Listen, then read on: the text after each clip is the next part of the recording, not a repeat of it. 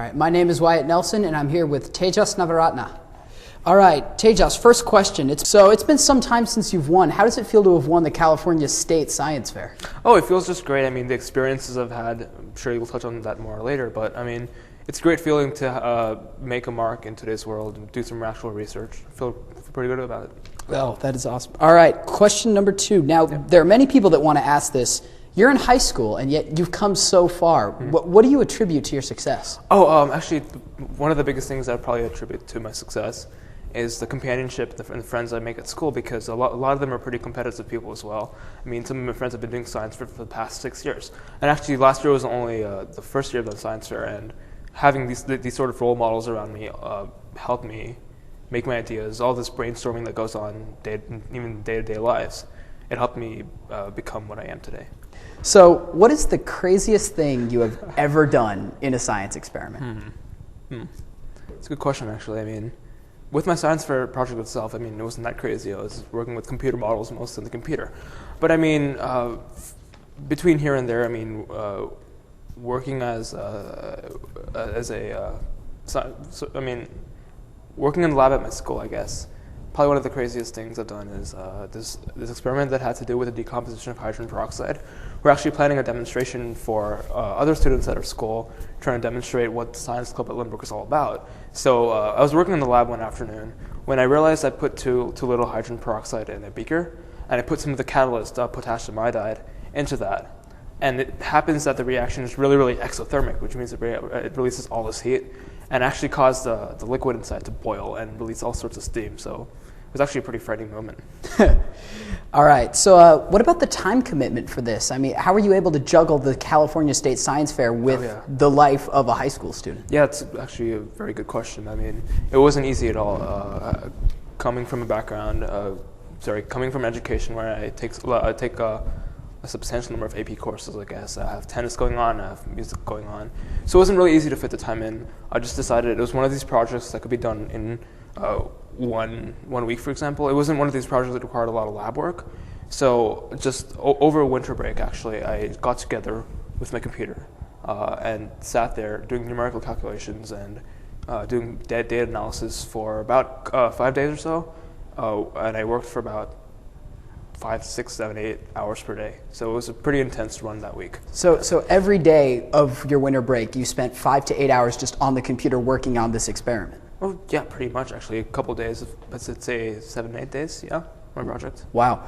All right, so what was it that got you into math and science in the first place? Any particular childhood memory that got you into the world of math and science? Fair question. So actually, when I was growing up in Oregon, there's this museum, the Oregon Museum of Science and Industry, which has these really state-of-the-art facilities that, even as a 4-year-old, as a 5-year-old, really encouraged me to think about the world in a greater perspective. For example, one of the chemical demonstrations there involves the mixing of ammonia and vinegar, 2 substances that, as you know, probably smell really interesting. So I mean, the whole thought of being involved in science, on discovering new things and discovering new concepts, I think it was the Oregon Museum of Science and Industry that sort of made the push for me and led me to think beyond what I... All right, so that's what got you started with math and science. How about this experiment in particular? What was your inspiration for this particular experiment?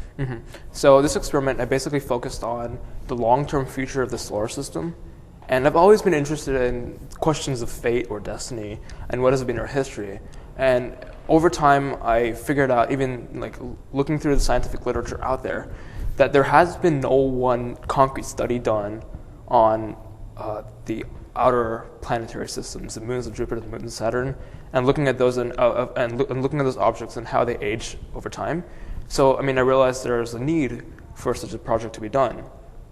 And for that reason, I came up with this project. I wanted to know more about the future of our solar system and what it means for us as humans. Yeah, so in a couple billion years when the sun starts expanding, are you going to be on one of those first rockets? Oh yeah, a couple billion years if I'm still alive, which is not going to happen. But I mean, even now, I think the most important thing to get out of this project is the fact that we need to look ahead a couple billion years. We need to be planning all these things. We need to send the probes, the technology to these outer worlds, the moons of Saturn, the moons of Jupiter, to learn more about them, to learn the specific conditions that go on right now so we can make plans to act in the future.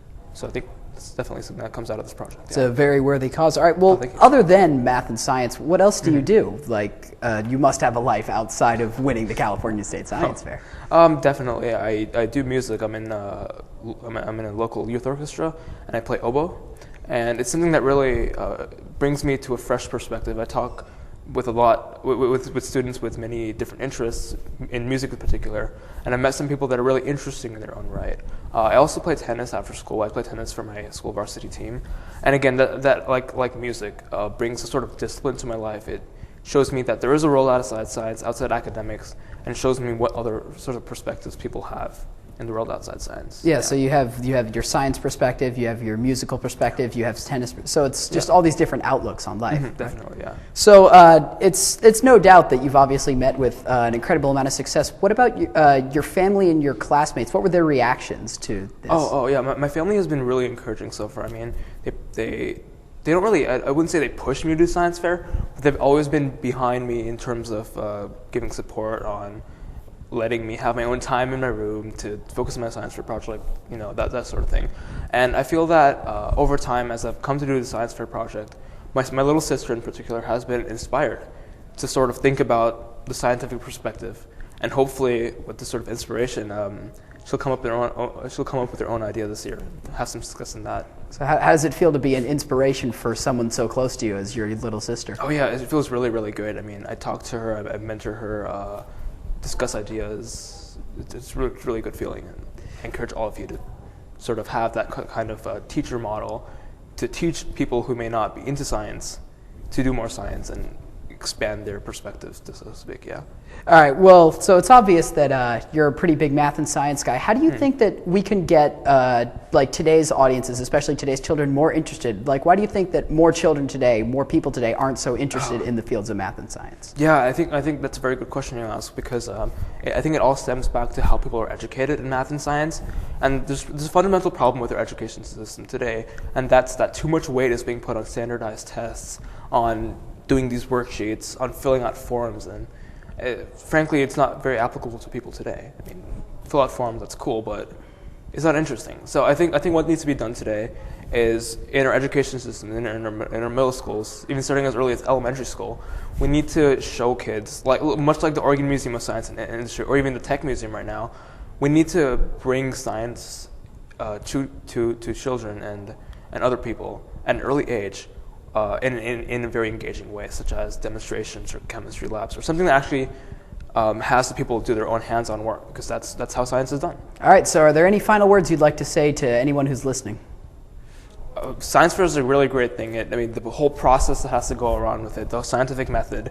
You're thinking from step 1 to step 10. You're thinking of all the possibilities that could go wrong with your project. I mean, it's a really, really great way of thinking about life, about solving problems, and I really encourage you all to try it and give it a shot. All right, thank you very much, Tejas. Thank you as well.